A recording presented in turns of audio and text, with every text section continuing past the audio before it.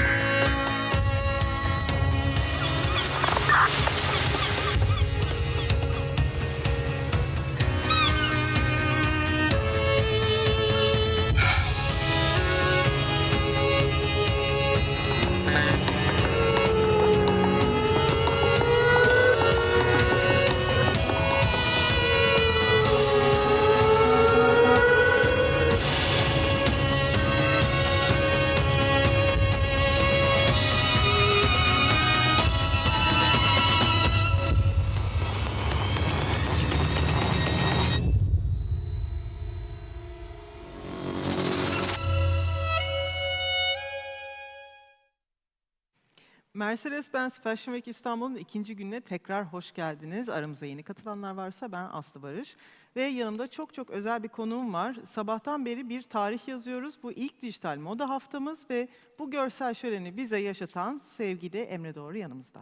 Merhabalar. Merhabalar, nasılsın? Teşekkürler. İyiyim siz? İyiyim valla, fena değil. İlk dijital moda haftası hakkındaki görüşlerle başlayalım. Gayet başarılıydı ilk olmasına rağmen.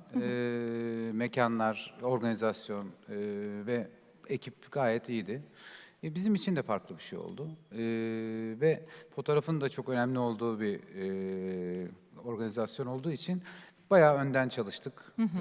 Arkadaşlarımızla planlar, programlar yaptık. Herkesle tek tek görüşmeler yaptık bütün designerlarla. Ve en sonunda gerçekten herkese iyi bir yelpaze açtık mekanda. Kesinlikle bir görsel şölen var. Çok uzun bir prodüksiyondan bahsediyoruz değil mi? Yaklaşık 10 günlük bir çekimden. Aynen. Ben ilk 2 gün ve son 2 günde çekimler yaptım. Yani 12 tasarımcıyla. Ondan sonra diğer arkadaşlarım da vardı.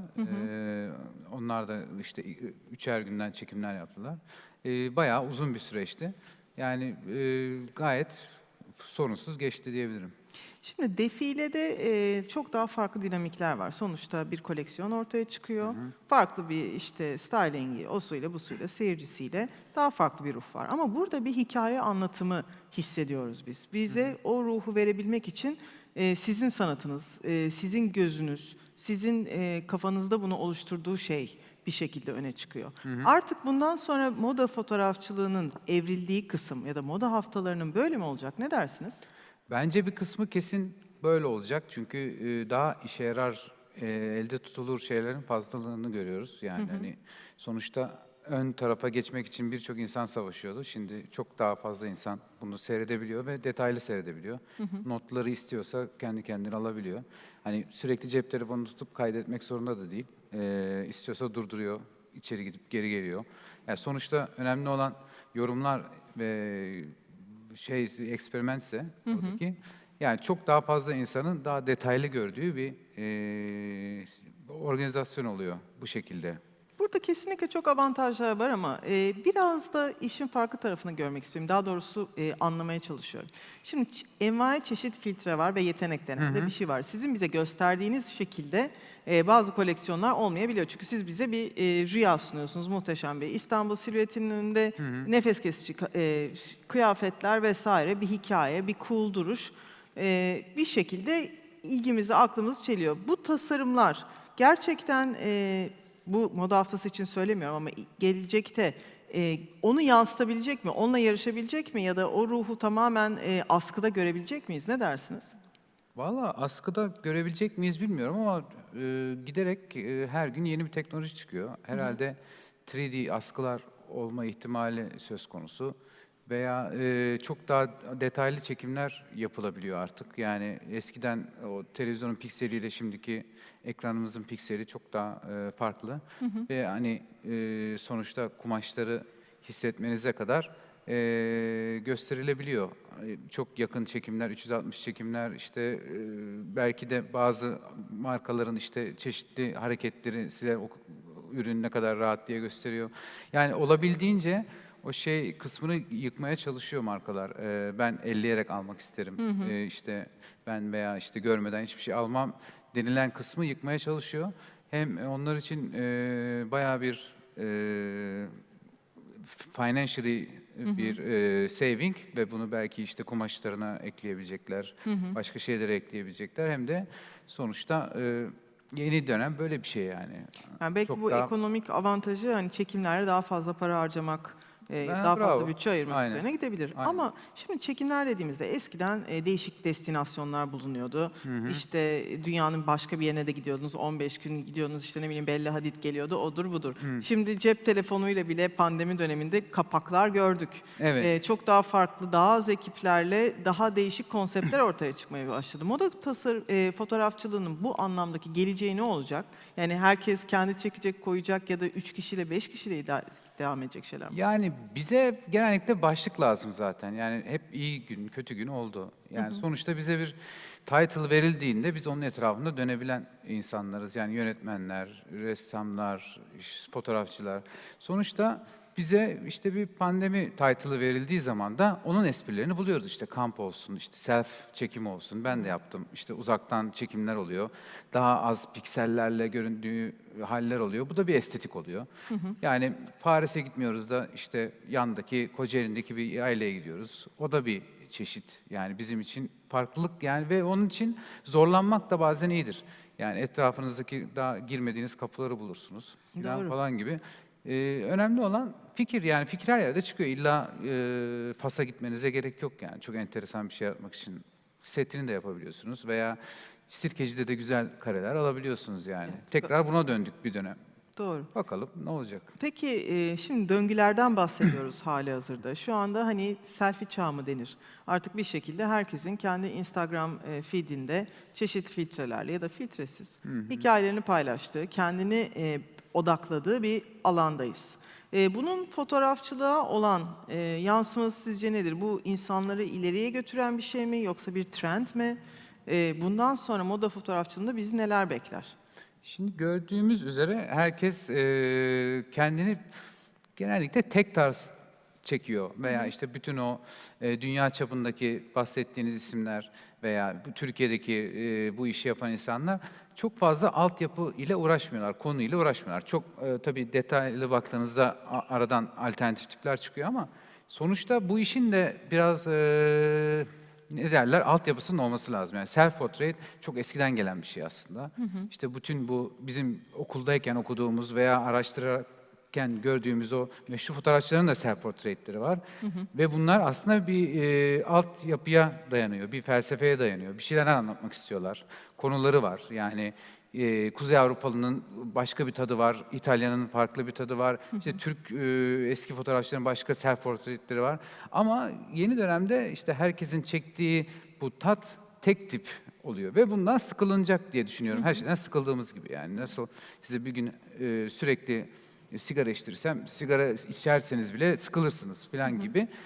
Sonuçta bazı şeylerden sıkılıyoruz ve bunun da zamanı geçecek ve o tekrar eski dönem gelecek, tekrar yeni dönem gelecek. Yani bunlar sürekli değişen şeyler ve o beauty fotoğraf, hani Peter Lindbergh gibi o eski fotoğrafçıların fotoğrafları da tekrar geri gelecek ve her şey değişilecek.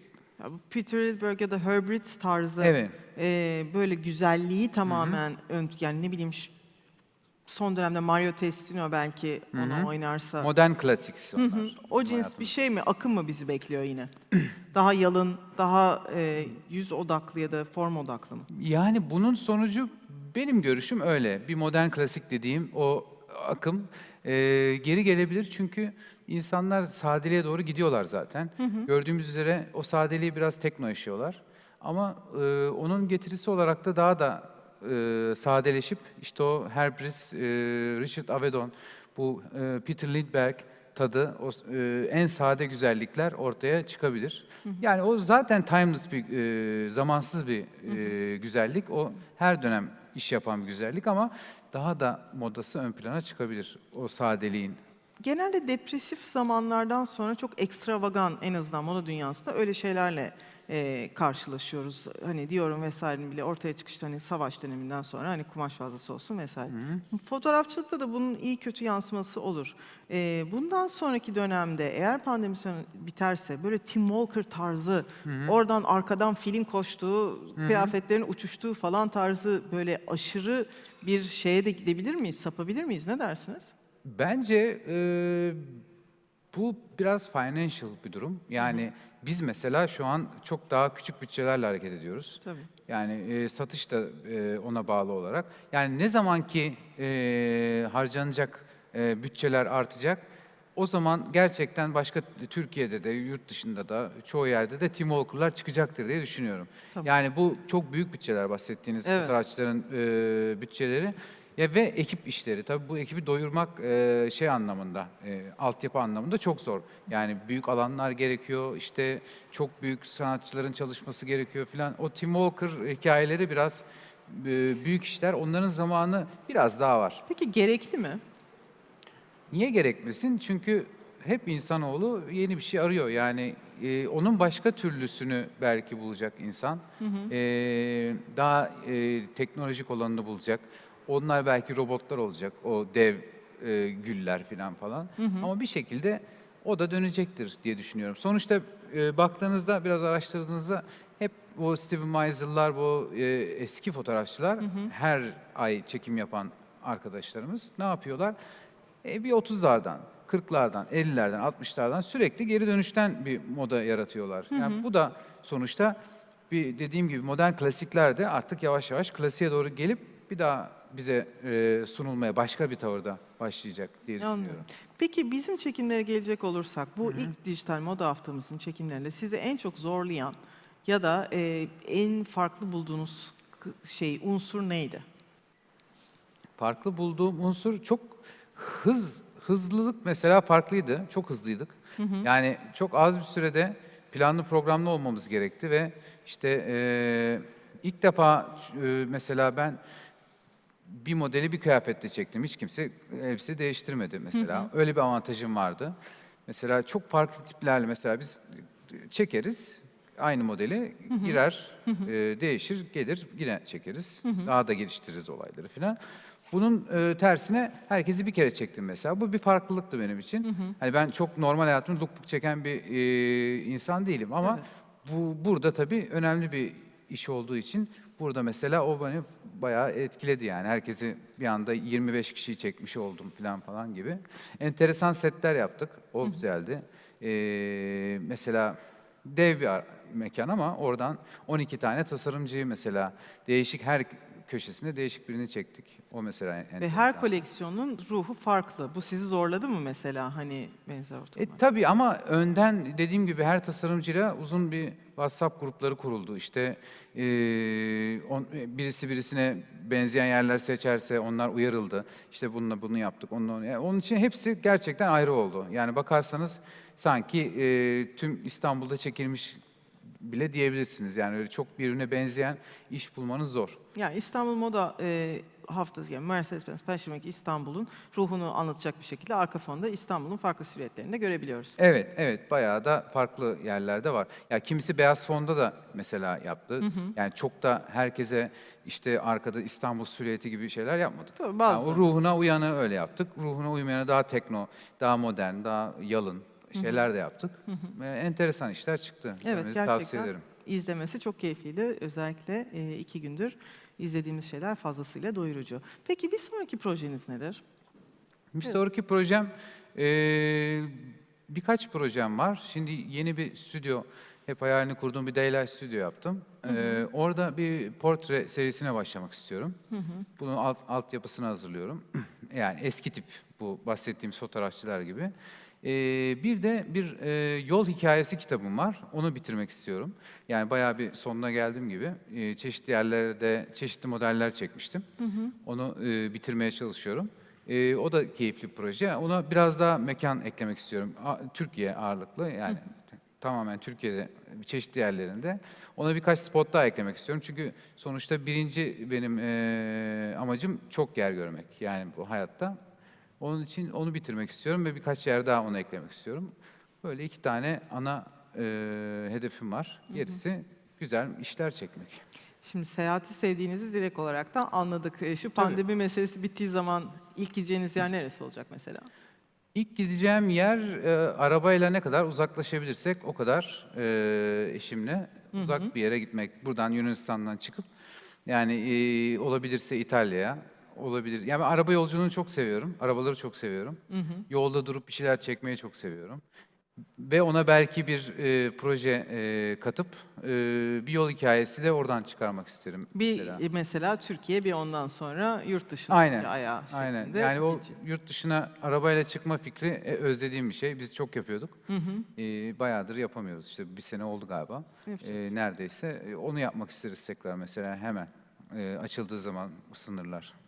Pandemide herkes kendini bir şekilde keşfetti, içsel yolculuklara çıktı, yemeğini, işte aşçılığını konuşturdu, kitap okudu, odur budur.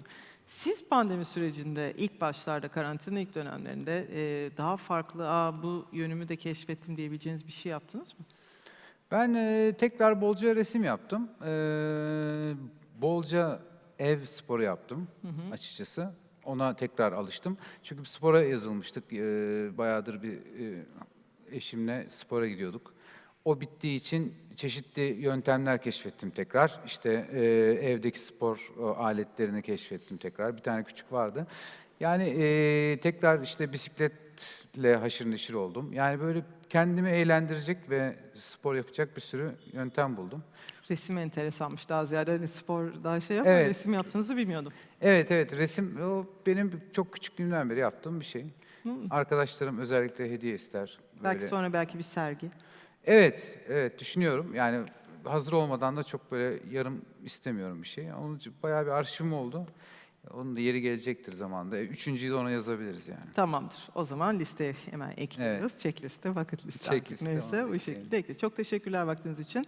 Mercedes-Benz Fashion Week İstanbul'un 2. gününde günü yarıladık. Birdenbire ani bir yağmur sesi duydum bilmiyorum ama Evet. yağmurlu bir günde defileleri seyretmek için bizden ayrılmayın diyoruz.